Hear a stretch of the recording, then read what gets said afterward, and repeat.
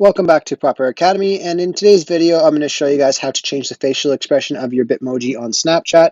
It's really easy to do. There's tons of different ones to choose from. You can see my Bitmoji right now has the mask on, but there is lots of other expressions that you could choose from. It's really easy to do. So you just want to start in your Snapchat app and go to your page where it shows your Snap score and your name and everything, and scroll down and you will see Bitmoji.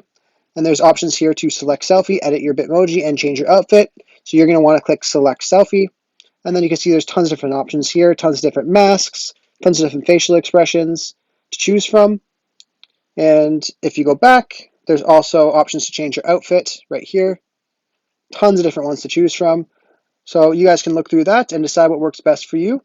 I hope this video helped you guys out. If it did, be sure to leave a like button. And for more Snapchat tutorials and tutorials overall, be sure to subscribe.